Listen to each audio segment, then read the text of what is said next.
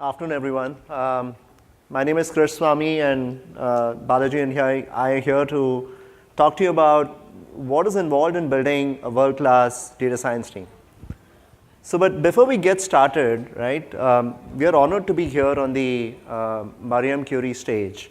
These, as you all know, are two really famous mathematicians and scientists coming from a group which is still somewhat underrepresented in AI and machine learning, and that is women.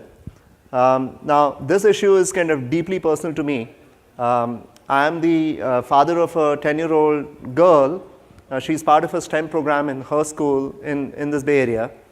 And what is surprising, and I've been told this, but it was very surprising when I actually saw it. What is surprising is that in her program, girls are still in a minority. Okay, and I'm stunned. Okay, this is the Bay Area. This is supposed to be the seat of technology innovation, and you still have just about 25-30% girls in her class. So when I see her striving and persevering to excel in a field where there seem to be still some kind of structural biases against people like her, I'm inspired that what she's doing, and so this talk is really out to all the women out there who are trying to make a difference in the world of data science, and to your daughter Balaji and my daughter, right? And I really hope that they do well. So yeah. So that's a quick intro. Let me talk a little bit about myself. Yes, you got a big kind of a readout of all the things that I like to do. The things that I'm really passionate about when it comes to work is really taking analytics to the last mile. I think analytics is all about decision making. If you do analytics, whether you're doing BI or AI or something else in the middle, it has to be about decision making, and you've got to take the analytics to the last mile. Okay, so that's something I'm really passionate about. Outside of work, I'm really interested in music, really interested in math. I'm always looking to find cool ways in which the two of them intersect. And maybe in some point I'll make my own startup about music and math. Who knows? So yeah. I'm Balaji Gopalakrishnan, and I would like to thank H2O for giving us this opportunity to talk about building out a world-class data science team. I have about 20 years experience in the data science space, but I have to say that I'm really a data science at heart right now. I'm really, my experience is around leading data science teams. And what I'm really passionate about right now is really connecting the business problem to the machine learning opportunity. And that's very important because I've seen a lot of companies where they've actually missed out on that, and that has led to suboptimal outcomes. So that's something that I'm very passionate about, as well as some of the downstream processes that's involved in terms of the processes that's around machine learning that's very important to set up so that there is optimal delivery of projects. Cool. So going on, so we've been building up a team for, I would say, the last year and a half. We've hired over 10 to 12 really talented data scientists and data engineers. And we want to spend a little bit of time talking about what it takes to kind of really build out this great team. First of all, why do you need a world-class data science team, right? Obviously you're in the H2O conference, you hear about all the great products out there, but the people dimension is really important. Why is it important? One, the data science work is not easy. I'll say it, it's rough, it's tense, because there's so many variables that could go wrong as you try and build out even a medium complexity data science project. Where does the data come from? How does it all fit together? Do you understand what the data means? How do you train a model? Do you have the infrastructure? How is it going to sit in production? Do my data sources in training match what's going to be there at the time of scoring? There's so many factors to be worried about. You need a really well-rounded and a multifunctional team to be good at this. Second, a lot of us use open source. We are excited with open source. Someone said in the morning that open source has kind of the fastest rate of evolution, and that's all true. Open source is an extremely sharp tip, but it also comes with a lot of rough edges. Okay, so when people use, when you use a product, that came in a box, 5-10 years ago, somebody had done the testing. It was guaranteed to kind of work. Open source doesn't work that way because you're oftentimes just downloading stuff from GitHub and trying to work with it. And so you need really good people to work with the product, innovate, think ahead of the curve. And finally, it's all about collaboration. It's not just about the data science work. It's working closely with the business, working closely with IT. And so you need individuals who, on the one hand, can be autonomous, self-driven, but at the same time, who can also be good team players. So for all of these reasons, it's really important to get that well-rounded team. You've seen this graphic, I'm sure, somewhere, which is what is data science about? It's about that intersection of domain knowledge, math and stats knowledge, and software engineering skills. But we look for something beyond that as well. So if you look at the plus that comes, that we typically look for, we look for two specific factors. One, do you have the ability to apply this knowledge to a problem and solve that problem? Okay. It's very easy to say, but it's not I've not seen too many people have that skill. Because it involves kind of getting down to the guts of the problem and figuring out what are the drivers, how can you influence the drivers, and how can you make it a better solution. So that's number one. Second, the other thing that we look for is the ability for a person to exercise, I think, a certain level of humility. Okay, I've been doing data science for the last 15 odd years. Almost invariably, when I build the first model, I've missed something out. I've goofed up, I've got a wrong answer. Okay, and so having the ability to kind of say that, hey, there might be something wrong here. Let me look at it on another sample. Let me make sure that this solution is validating. Let me make sure these inferences look good. I think that's a really, really important quality for any data scientist to have, and that's certainly something that you look for. We all know of the kids in our schools who would, put their hand up and shout out the answer, even if they had the wrong answer. Okay. We don't want those kind of people on our teams. We want people who are introspective, who will think about the answer that they've come up with, validate it from 3 other sources, and make sure that what they're talking about makes sense. So that is definitely what we're looking for in terms of skills. Yeah. So as Krish pointed out, finding that ideal data science skill set is going to be very challenging. So it's important to really come up with robust processes for hiring, growing some of the skills that Krish talked about during the job, as well as retaining some of the talent down the line. And we think the following 3 key areas are really important for building out a solid data science team. So let's start with hiring, because everything starts with hiring. You don't have a data science team unless you actually hire. There is a saying there's a word in Sanskrit called Akshaya Patra. It means it's an inexhaustible vessel that actually gives. So in some sense, we have to be creating these Akshaya Patras for different levels of experience or different skill sets and other dimensions that you're looking for your hiring needs. Just a word of caution, if you're trying to Google the word Akshaya Patra, you might, if you make a spelling mistake, you might get to Akshay Kumar, who's a well-known Bollywood actor, and he has an inexhaustible list of movies that you might actually enjoy watching. But I'm not trying to promote Akshay Kumar here, but just a word of caution, that's all.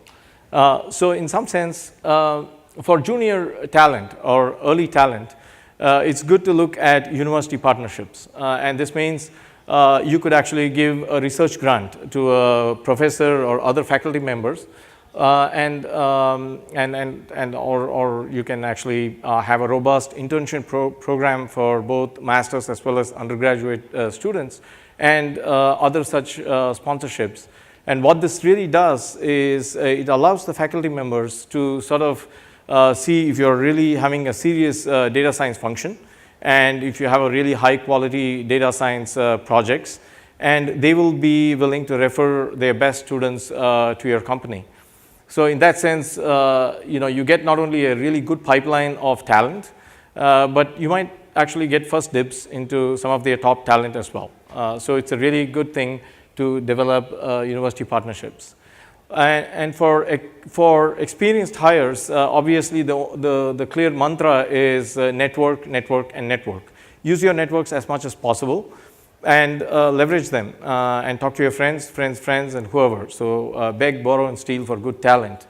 But it's also important to sort of talk about the challenges that you face as a company when it comes to data science. Because if you're an experienced data scientist and you're looking for a job you're looking for an opportunity to change, then you're really looking for opportunities where you can make a change. So they have to be able to see some of the challenges where they can make a difference. So it's important to have that sort of an open conversation. The next point is, once you set up these types of pipelines for bringing in talent, it's important to have a streamlined and sort of consistent process, and I want to emphasize on consistent over here, so that you can really filter out the best talent possible. So for instance, if you have a technical round, then you can use a more standardized way of doing that technical round. It doesn't mean it has to be the same set of questions. It could be adaptive, but nevertheless something that is very standardized. It's fair to the candidate and it's really good for the organization as well. And if you're having a behavioral round or a case study round of interview, then it's a good practice to have a panel interview and bring people from outside your organization so that they can give their viewpoint, and you can really select really good candidates for your organization. And don't forget your internal talent. For large organizations like Wells Fargo, there are lots of people who do a lot of complex math, and in addition to that, they also bring a lot of domain knowledge. So this is could be a really good combination, and it's very useful for some of the projects that you want to run. So do all you can to actually tap your internal talent. So I'm sure that some of your organizations over here, you have HR programs where you're able to connect people who are looking for data science opportunities with what is available, or you might have a rotation program. So, and it's also a great idea to have some internal shout-outs about the kind of data science work that your organization does, so that folks within your organizations who have that talent can reach out and apply for those types of roles. And finally, last but not the least, work on your inclusion and diversity. Krish talked about that a couple of minutes ago. It's possible that when you have an opening, you may not get as much of a diverse pool like you would expect. So in which case, it's important to go the extra mile to reach out to groups where you can actually find that diversity. So go to big data, women in big data, or go to minority institutions and talk about your programs. Talk about the good data science work that you do and the opportunities that are available in your organization, and encourage them to apply for those roles so that you can have a really diverse pool of candidates apply for the roles that are available. And that way you can increase the diversity of the data science teams. That's very crucial. Yep. So moving on. Yeah. So once you have hired a really good set of data scientists, it doesn't end there. You have to really engage them. So one of the most important things is for the data scientists to know that when they are actually working on a project, they should not feel like they're building this amazing dam where there's no water flowing. They have to know that they're building something. They're building a model that the business can eventually use. So it's important for leaders to set an environment where the data scientists can really know that if they work very hard and build models, then the insights can be used by the business. So that level of clarity has to be developed, and that's very important. On the second point, on the focused research, I've sort of taken a little bit of a broad definition of research over here. Certainly, if it's possible to do academic publications, that'll be wonderful. But I know that there are some organizations where this may not be possible. And in such a situation, at least you should think of forming sort of a group of data scientists who can be listening posts for all the amazing publications that happens in the outside world. If you look at last year's publications, if you look at ICML, JMLR, even KDD, most of the publications are coming from industry, driven by tech industry. It's important that the data scientists have an opportunity to look at those publications and filter some of the noise that's out there, and bring some of the really good work that's being done back into the organization. Another area for research is on the projects itself. If you take a typical project, the data scientist starts working on a simple model, and which is the right thing to do. And then that model can produce really good insights. And when it produces really good insights, the business wants to put the model in production immediately, which is also the right thing to do. But the business gets what they really want. The business partners get what they really want. But the data scientist is not really satisfied. They have all these ideas about how to sort of take that idea and extend it so that they can create maybe horizontal capabilities that can be applied across multiple projects. Or they may want to experiment by expanding that model to more advanced techniques. So it's important for us to give that space for the data scientists to be able to explore the ideas that they had for a specific project. The third point here on upskill, opportunities to upskill is very important. So provide as much opportunities as possible. It could be workshops, boot camps, tuition reimbursements for advancing their skills, whatever it takes so that they are always continuously learning. And a point to make on upskill is sometimes they have to upskill on skills that may not be immediately relevant. Looking back at my own experience, in my previous job, I had some scientists who took a nano-degree course for deep learning for autonomous vehicles, knowing very well that insurance industry is not at a point where we can underwrite for completely autonomous vehicles.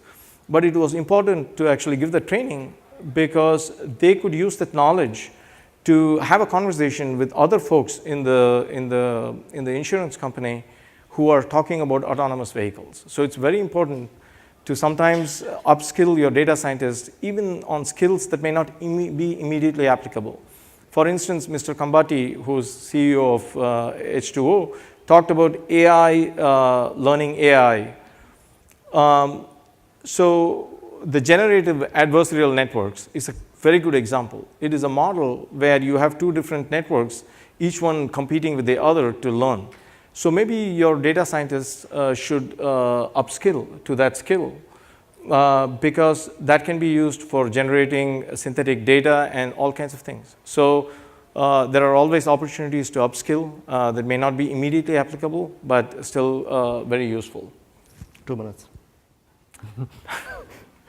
So the last point I would like to make is access to resources, very important. Data is always, some of the folks in this audience may not find the data to be, access to data to be a big issue. But there are organizations like large organizations, highly regulated organizations where access to data is a big problem. So data scientists should have access to data, tools, technologies, and other environments where they can actually really try different techniques. So I think the final piece is really about having that agile operating model, right? So something that we said here is that data scientists have got to be highly collaborative. It's really important for the team to work very closely with business and with technology. And what we've been doing, and I think Melanie Rubino, who presented on the stage 2 or 3 speakers before, alluded to this concept of having these agile pods, okay, which are collaborative, self-organizing, cross-functional, and at the same time have the ability to take tactical decisions within a project, right? So it's a completely cross-functional, but at the same time completely self-contained team, fully dedicated, right? So they're really working on the problems and spending really all of their working day and not getting diverted when it comes to their focus. The key here is also having the ability to take tactical decisions, so they're not reliant on a manager or somebody else approving what they're trying to do. The pod kind of takes the decisions in a fairly autonomous fashion. So, that's really summarizing, I think, what all the different pieces that we need to kind of bring together from a company for us to bring great data science organizations. Finally, to close out, we're all taking a risk here, right? Marie Curie took a big risk. She risked her life by studying radioactivity, and she gave up her life because she died from cancer. We are all taking risks here. We are taking risks as leaders. We are taking risks as data scientists and data engineers. And I think that's the final point. I think in order to be able to create something awesome like a great data science team, we need to be able to take those chances organizationally with people so as to produce those great outcomes that we're looking for. Yeah, so that's really what we had. Come to a career page. We have tons of data science opportunities and data engineering opportunities. We'd love to talk to many of you, and I'm hoping at least some of you will take up that offer to be part of our journey. Thank you. Thank you.